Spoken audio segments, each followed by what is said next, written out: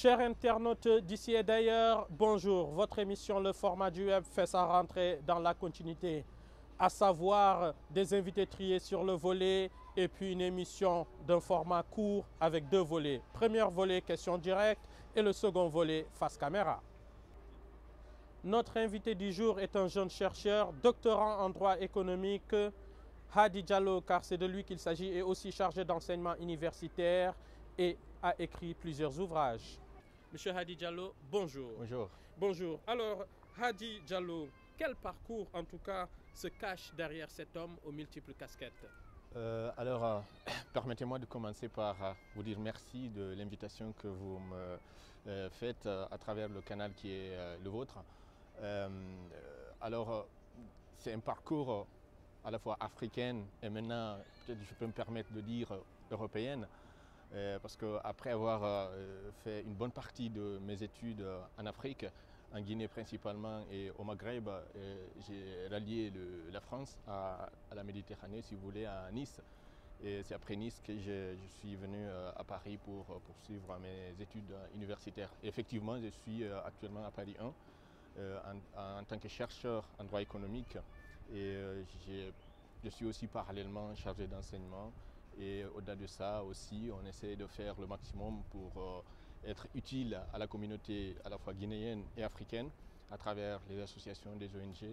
Et donc globalement, c'est un petit peu ça, le parcours, si on peut se permettre à ce terme-là. Bien.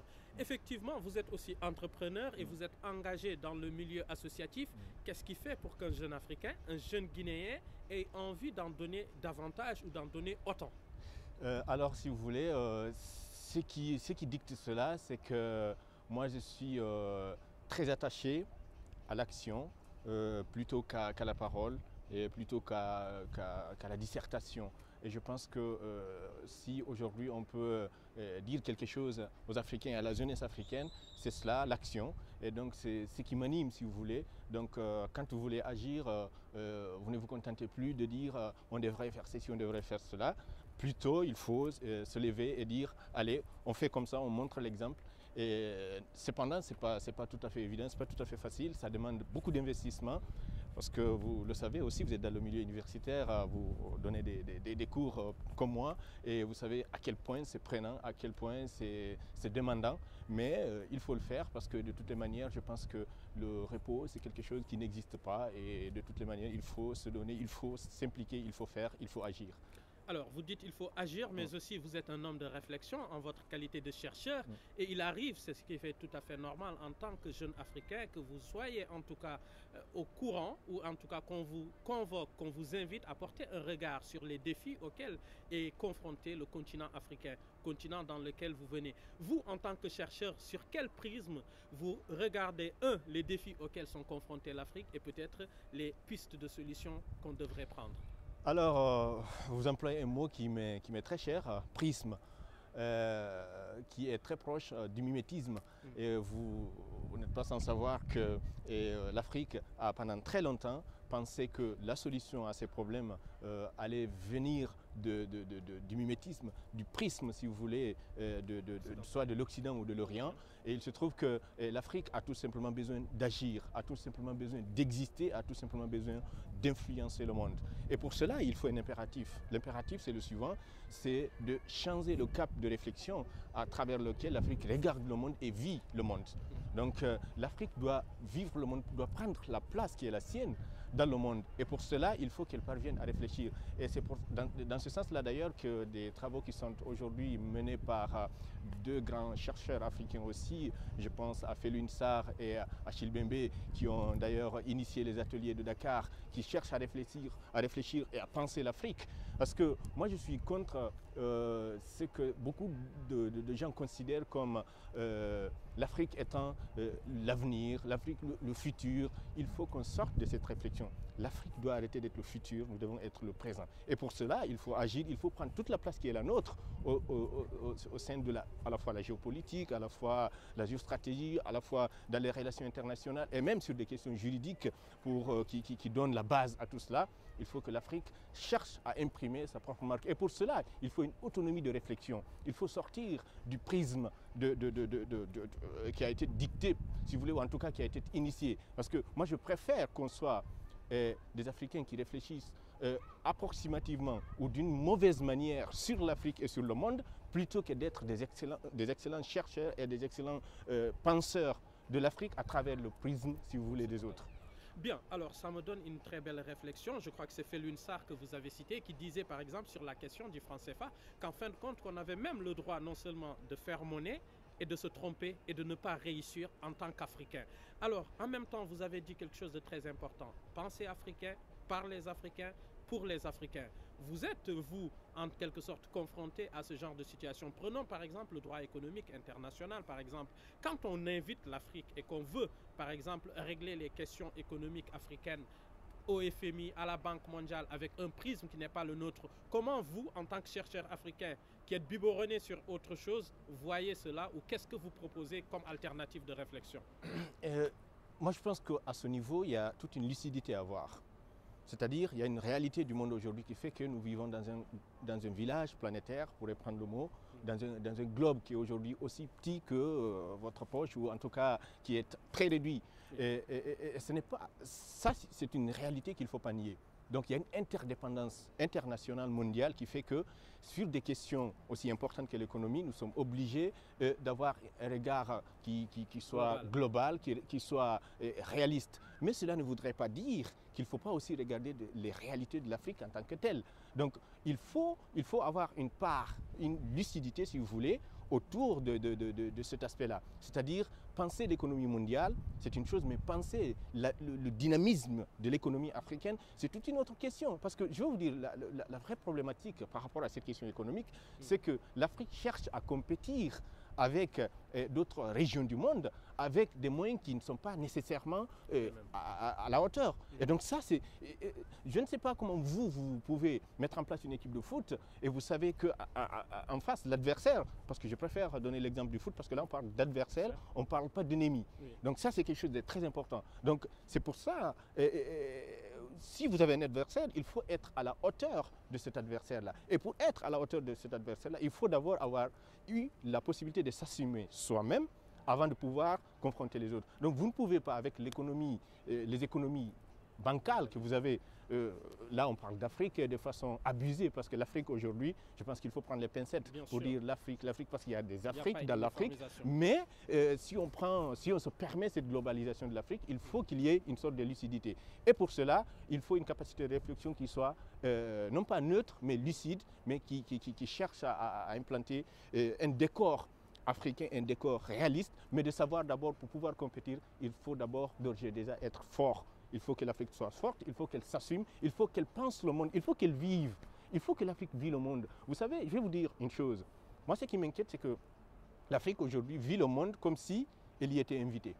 Et que c'était une cérémonie à la fin de laquelle elle va partir et laisser la place aux autres. Donc, si vous agissez, vous conditionnez déjà comme étant un invité, comme étant quelqu'un qui n'habite pas ce monde-là, à ce moment-là, vous vous posez problème parce que vous n'agissez pas avec toutes vos forces, avec toute votre énergie. Et moi, peut-être le message qu'il faudra lancer à ce niveau-là, c'est de dire aux Africains de faire en sorte que c'est-à-dire que vous occupiez toute la place qui est la vôtre. Prenez la place dans ce monde-là vous appartient. Alors, agissez et ne faites pas semblant d'agir et surtout évitez les prismes. Il faut être en mesure de pouvoir réfléchir l'Afrique. Bien, en tout cas c'est très intéressant, c'est-à-dire réfléchir africain, mais réfléchir africain en étant dans le monde et aussi demander à l'Afrique de faire le monde parce que l'Afrique est partie intégrante du monde et n'est pas juste un invité. À vous entendre parler et en me rappelant de quelques bonnes feuilles de votre dernier ouvrage qu'on appelle Délit de fuite, quelque part, le diagnostic que vous posez, il est là. Celui qui était le diagnostic guinéen, en fin de compte, c'est le diagnostic en quelque sorte, même si vous dites qu'on ne faut pas abuser de cela, le diagnostic africain.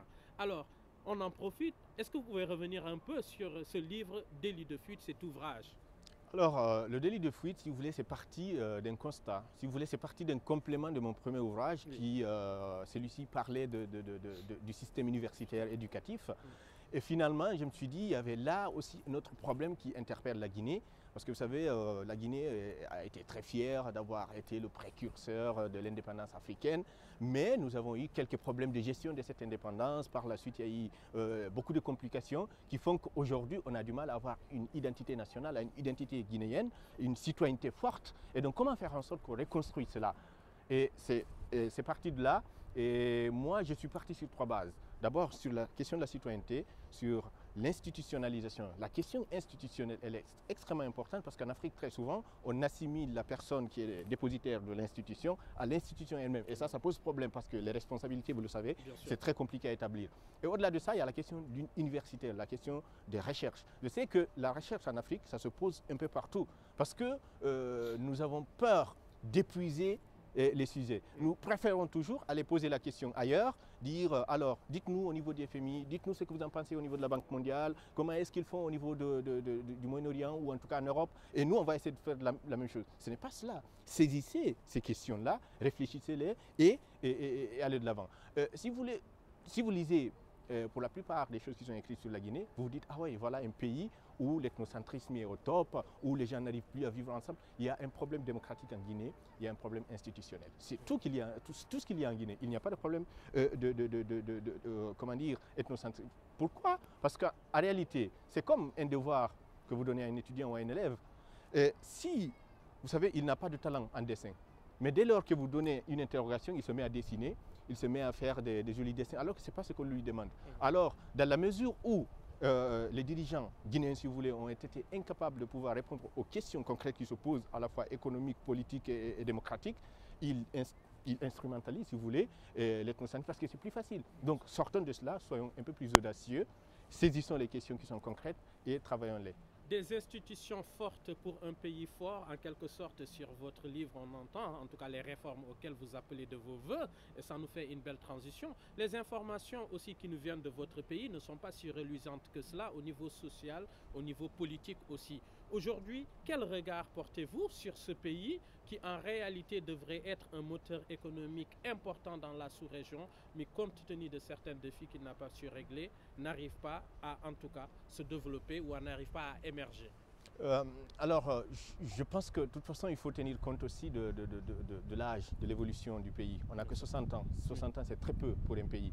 Même si pour une personne, c'est beaucoup, mais c'est très peu. Et donc, c'est vrai que reluisant, peut-être ce n'est pas forcément le mot que moi j'utiliserais. Mais aujourd'hui, je pense qu'on a atteint une phase où on est impérativement obligé de faire mieux. Parce que nous avons atteint le paroxysme de l'inacceptable, si vous voulez. Là, aujourd'hui, on est dans un régime qui est considéré comme étant un régime civil, avec toutes les transitions qu'on a connues, avec d'abord près de 50 ans de gouvernance de 2 personnes. Vous comprenez, donc ce n'est pas aussi facile de pouvoir transformer les choses. Mais ce qui est en train d'être fait, c'est de faire en sorte que d'ici 10, 20 ans, que les choses puissent aller au mieux. Et pour cela, il faut accepter qu'il y ait, comment dire, que le citoyen ait toute sa place. Et pour ce faire, il faut reconstruire ce citoyen-là. Il faut faire en sorte qu'il n'y ait plus, en fait, une éducation qui est supplantée par des considérations subjectives. Parce qu'il faut une identité nationale, il faut une citoyenneté qui soit forte et qui soit en mesure de porter des gens. Parce que, dites-vous bien, de toutes les manières, ceux qui dirigent le pays, ils viennent de la population qui est là. Donc si la population n'est pas très bien formée, n'est pas très bien éduquée, ne s'imprègne pas de l'importance de la citoyenneté de la République, à ce moment-là, c'est très compliqué de pouvoir faire émerger des personnes qui seront en mesure de faire cela. Donc c'est cela le message. Et de toutes les manières, je pense qu'on a atteint un niveau où on est absolument obligé de changer de cap, de faire en sorte que les choses aillent dans le bon sens. Faire que les choses aillent dans le bon sens, prendre la citoyenneté davantage, mettre le citoyen, on va dire guinéen, et le citoyen africain au centre des décisions politiques et au centre des engagements. Tels sont les mots, en tout cas, sur question directe que nous a présenté Hadi Diallo. Hadi Diallo, on va passer à la deuxième séquence, on va dire à la deuxième rubrique de cette émission qui s'appelle Face Caméra. Donc vous allez vous mettre face à la caméra et peut-être dire votre mot à la jeunesse africaine, guinéenne, au monde aussi. Hadi, à vous.